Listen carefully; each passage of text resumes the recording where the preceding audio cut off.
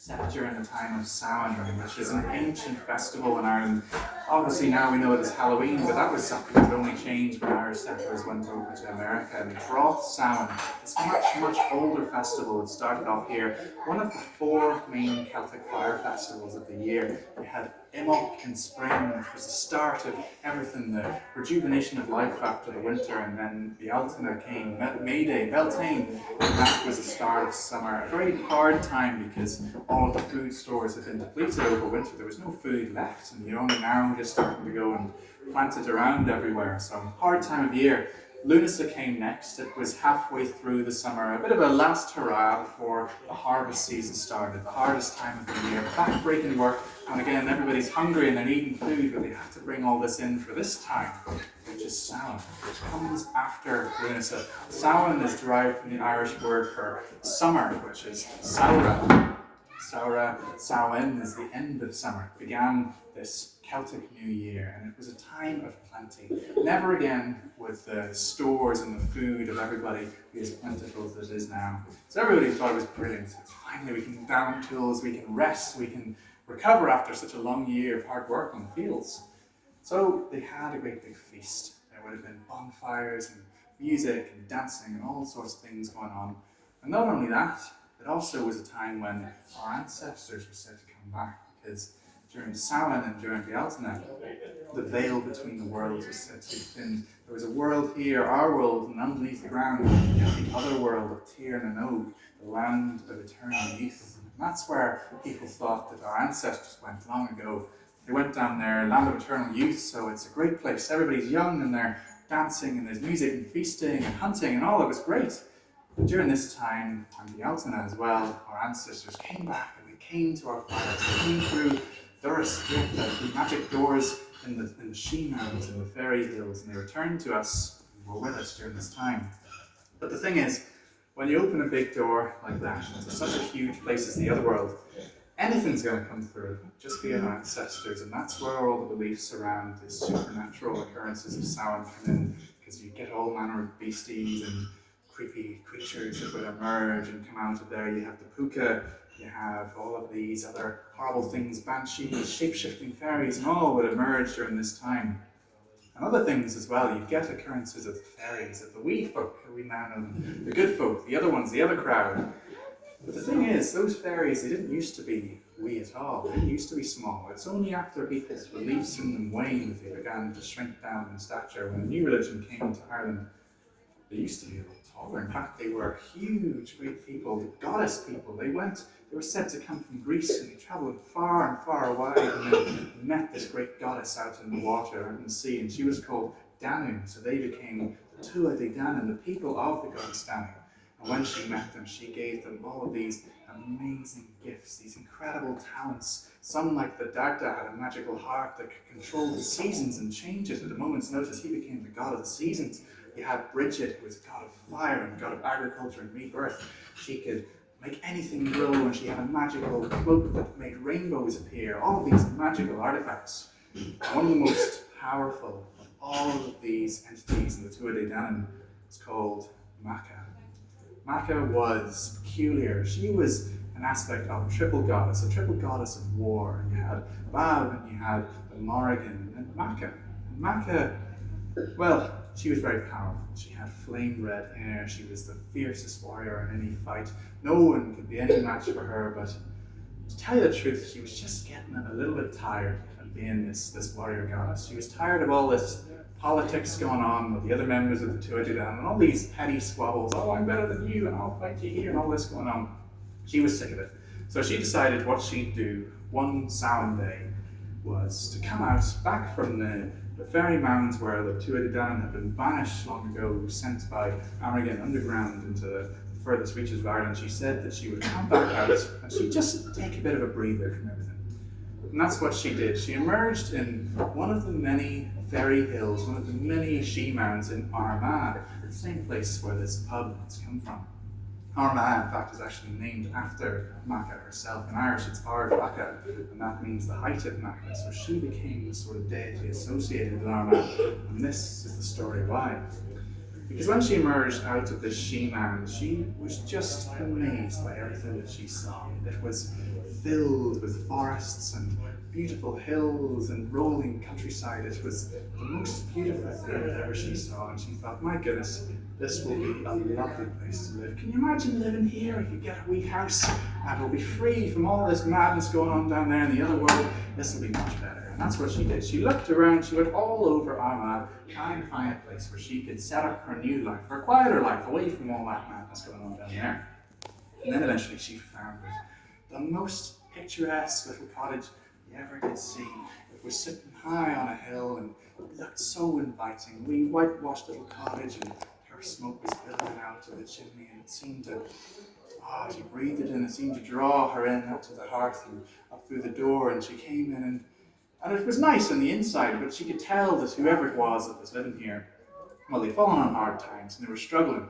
You know, everything was a wee bit disorganized, the floor hadn't been swept, and the fire was petering out. Nobody had been topping up the field, so she thought, well, you know, I'll make myself busy. I'll come and help whoever this is and make the house a home. And that's what she began doing. She swept the floors, she topped up the fire, and then she began doing other things. She began mending the blankets that were torn and ripped, and she began whitewashing the wall. It began getting a little bit frayed, and then she saw where 3 children came down, and they couldn't believe it. This strange woman in their house, this huge, big, tall woman.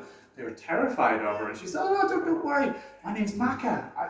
You don't need to be scared of me. I'm only here just to make the house all nice and make it cozy again. Don't worry. And gosh, she said, you're so skinny, you must be hungry.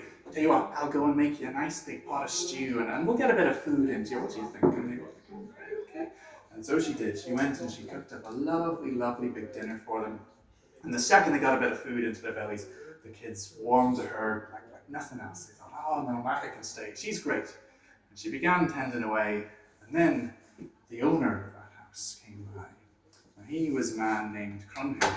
Crunnchu was a farmer, like many in Armagh, but he'd been struggling a wee bit since the death of his wife. He'd been managing, he kept house as best he could, but really it was too much for one man to bear. Going down and taking the cattle in and bringing them back and digging the turf and thatching and all that. So he was getting by, and it had been another hard day for him.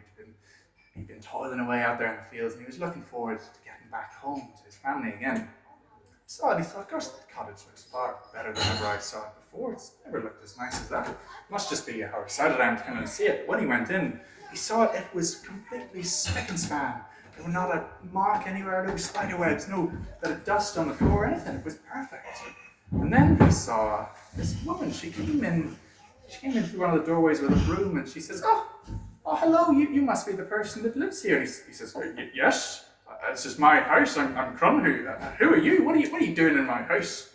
And she says, oh, you needn't worry a thing, Crunnchu, don't be worrying. I'm only here to look after it. In fact, not only that, I decided it's such a lovely house, I'm going to live here. And not only that, but I'm going to marry you as well, and we're going to have family together, and it'll be great. And Crunnchu thought, right, okay, well, this is a bit strange. I've only just met her. But then he kind of thought, well, you know, I had been struggling with the harvest and the cows and all that, and then the house and the kids were hungry, and he thought, well, maybe this wouldn't be so bad. And then he looked again at Macha, the most beautiful woman he'd ever seen in his life. She had this beautiful, ethereal, mystical quality to her, and her flame red hair and her chiseled jaw. And he thought, gosh, maybe this wouldn't be such a bad thing. It's some kind of miracle has come. And he says, right, okay, that sounds good. Right, we'll get married the morning, sure, and then you can come in and stay with me, and it'll be great. And then that's exactly what happened. They got married, and they began this happy life together. And my goodness, it was like the hole inside Crunnchu's heart that had been lost when his wife had died was filled anew with Macha coming in, this presence of plenty and this glowing image of happiness. And gosh, she just brought so much happiness to that whole family. The children had never gone hungry again, and the house was looking better than it ever had been before. Macha could do anything. She would whitewash, she would thatch, she would cut turf, she'd do anything at all. But the most remarkable thing about her was how fast she was, because anytime they'd go out hunting, Crunnchu, he always tried his best, but he wasn't the best shot with a bow. Anytime he tried to get a big stag, it never really worked. The stag would run off, and then Crunnchu would be like, oh, there goes another one. And he'd be away going to find another one. When there's Macha, she's chasing after it, keeping up with the stag. Nothing else, and she's got a spear, and she's able to drive it through. The speed of her was like nothing natural at all. Her legs were like couldn't even see it. It was a blur as she thundered on past the forest. And Crunnchu thought, my goodness me, how lucky am I to have a woman like Macha in my life, making it so much more fulfilled and happy than ever it was before. And just when Crunnchu thought his life couldn't get any better than what it was, in came an invitation through the door. And this was an invitation like no other. It was an invitation to go down to emainmacha, to go to Navanfort, where King McCusker's, the High King of Ulster, reigned, and he was inviting everybody in Armagh down to his castle, his keep, because he had recently gotten 2 amazing horses. And he said on the letter that they were the fastest horses in the whole of Ireland, the fastest horses in the world. And so he was going to invite everybody down to this great big feast to basically show off and boast about how great his horses were. The kings and chieftains loved doing that, sort of showing, oh yes, come and look at this, I've got the fastest horses in the world, but do you have nothing? I don't think so. So everybody was invited, and Crunnchu couldn't believe it. He hadn't been to a feast like this since he didn't even know when. It was so long ago, and he said to Macha, can you believe it? We've been invited down to emainmacha, and we're going to have a great feast. Isn't this going to be brilliant? You're going to come? And Macha says, no way. No way I'm going down there. Sure, what? They need to look after the children, and there's all these jobs to do in the farm and in the house. There's no way we can go down there. And he says, what do you mean? But I haven't been down to a feast like this in ages, and please, you must let me come. It would be brilliant. It'd be the best night's crack ever. And she says, well, okay, Crunnchu, listen, if you're really that keen, I'll let you go to the feast, okay? He says, yes, that's great. She says, but you must listen to me now, and listen to me carefully, Crunnchu, because when you're at this feast, there'll be all sorts of things going on, but you must never mention my name. You cannot mention my name to anybody in there, because I'm known around those parts, and you must keep my identity secret. Do you promise me that? And he says, I promise you, don't be worried. He says, Crunnchu, listen, you need to be very careful. Do you promise me you won't say my name? Crunnchu says, right, don't worry, I won't mention you. It'll be grand, it'll be fine, don't worry. And she says, all right, off you go then, go and enjoy yourself. And off he went. He saddled up the horse and he rode down to emainmacha, the great castle of King McCusker's. And what a sight it was. It had never looked as splendid as this. This already brilliant fort was arrayed with all sorts of banners and finery and tapestries and gilded things. There were fires and bonfires everywhere, and all manner of people. There were warriors and blacksmiths and weavers, and all had come down to see this great feast in emainmacha. And outside of it, a huge big racetrack had been built, and fence posts made for people to see just how fast and how quick King McCusker's horses were. And so Crunnchu, he was amazed. He just couldn't believe how incredible all this was. And then he opened up this great big door, and there was this huge big banqueting hall, and everybody that was anybody was there. There was more food and mead and wine than anybody could have ever consumed themselves. And as soon as he got in, a big tankard was thrust into his hands, and he got a big slap on the back and said, right, okay, well, I better sit myself down. He found a wee spot next to a bench, and he began drinking down this beer, and it was the best beer he'd ever had in his life. He drank the whole thing down in one go. And then a huge big goblet of mead went in front of him. He picked that up and he sipped it down, and it was like honey from the gods. It was the sweetest thing, and the texture of it warmed him up nicely from within. And all the while he was able to gorge himself. He gobbled up all this meat and all these manner of roasted vegetables he'd never seen before in his life. They were delicious. And everybody was just loving it. It was the greatest feast anybody had ever seen. And as is prone to happen when the drink is involved, people started to chat and started to boast around with each other. They were all saying, oh, I'm so great, this is what's happened to me and all that. When a man that was sitting next to Crunnchu says, here, listen to this, I have got the most beautiful wife in the whole of Ulster. No one has a woman as beautiful as me. I'm the luckiest man in the world. And then Crunnchu heard this and he thought, what are you talking about? If they'd only met Macha, they would see just how beautiful she was, and definitely there's no way. So he stood up and he was just about to say that Macha was the most beautiful woman in the world, and he remembered, yes, that's right. Instead, he promised Macha could not mention her name, could not make any mention of her whatsoever at all. So he kind of he stood up now and he needed something to say, so everyone was looking at him and said, well, all right, well, I'm very happy for you, that's brilliant, and well, I'll take another goblet of mead, sure, and I'll sit myself down again. Sorry, I just got a wee bit excited there, it's fine. What's going on here with this fella? But it was all brushed over anyway. He got another goblet and he drank it down, and by this man's head was beginning to swing. He was kind of swaying a bit. Could not really see if it was people before him or if it was another tankard or what was going on. Things were starting to get a little bit hazy, and then the boast became coming thick and thin now. Everyone was shouting about something. Before too long, another man who was sitting on the left of him said, "See that tapestry there? That is nothing. You should see the finery that my wife can make. She is the best weaver anybody ever did see in this world." And Crunnchu thought, the audacity of this man. He saw the beautiful things that Macha was making. Oh, he'd then know just how great she was. So he stood up and he says, "Listen here." Oh, that's right. And he forgot again, he couldn't mention Macha's name. So I knew, oh gosh, what am I going to say? Well, actually, that one there is very nice, so I'd say that's the best. But I'm sure yours is great too. I'm very happy for you. Sorry, I've bothered you for keys. Thank you. Very happy for you. He began sitting himself down again because it caused another bit of a scene. And by this time he was quite embarrassed. He made a whole mess of himself, and everyone was thinking, well, that's a crappy man. He's definitely had too much to drink, but he kept going. And then came the best bit of the feast of all, when the High King came in. King Macha entered the hall, and he went and he sat himself down, and everyone was applauding. Here comes the great king. And King Cahor says, "You're all very welcome to my feast of the night, for I have gathered you all here so that you can see the finest horses in all of Ireland. Not even just that, these are the fastest horses, not just in Ulster, not just in Ireland, but the fastest animals in the whole world. I have scoured everywhere and have not found a single thing that is as quick and fast on the feet as they." And people began applauding because you've got to be, courteous to your king. They were all clapping, thinking, this is great. When what happens but at the back of the hall, there stands Crunnchu again, and this time he's had too much to drink. He can't even think about what he's saying. He says, but you're not as fast as my wife, eh? He looked around and, well, all the clapping stopped. Nobody seemed to be sort of smiling now. He looked around, he's like, he's only joking, but nobody seemed to see the funny side of it. And then he looked up at King Cahor MacNessa, and my goodness, the look on his face was something fierce.